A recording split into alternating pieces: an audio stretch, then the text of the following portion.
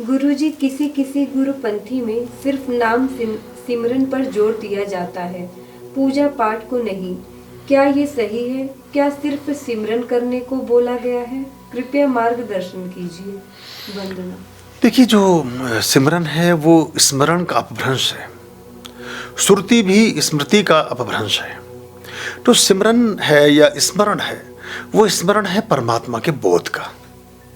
अब परमात्मा का बोध, अब जैसे नाम जाप है तो उसमें ओम नमः शिवाय या ओम का जाप है या जय श्री राम है या जय माता दी है या जो भी आप लेना, जय गुरुदेव, जो भी नाम आप लेना चाहते हैं।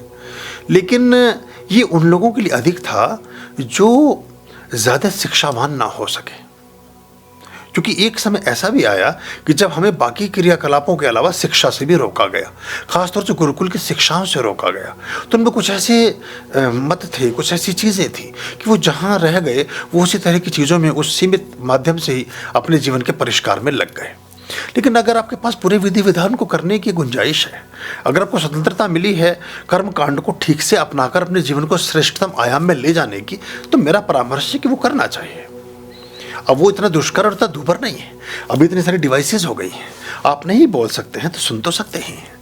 और वेद के वचन का पढ़ना, पढ़ाना, सुनना, सुनाना, ये समान धर्म है, बराबर फल देता है।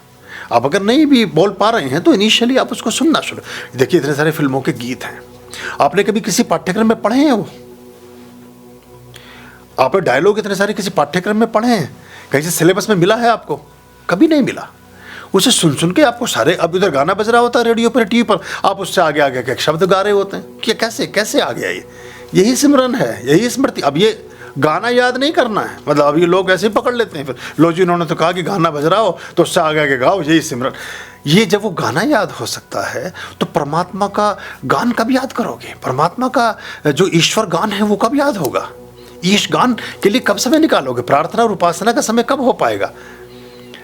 तो वो जो सुखद वचन है, वो जो श्रेष्ठ संस्कार है, वो कैसे उदित होगा? तो ये संस्कार क्रांति का भी युग है।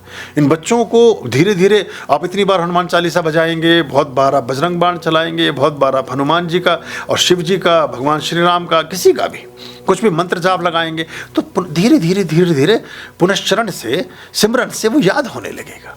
तो पूरे प्रकल्प को करेंगे तो परिणाम श्रेष्ठ और अच्छे प्राप्त होंगे। बाकी चीज़ों में समय बहुत लगता है।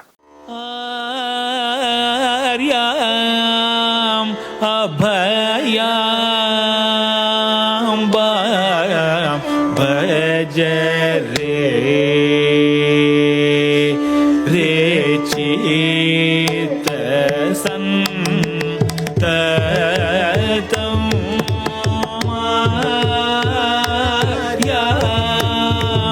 अभयाम भज रे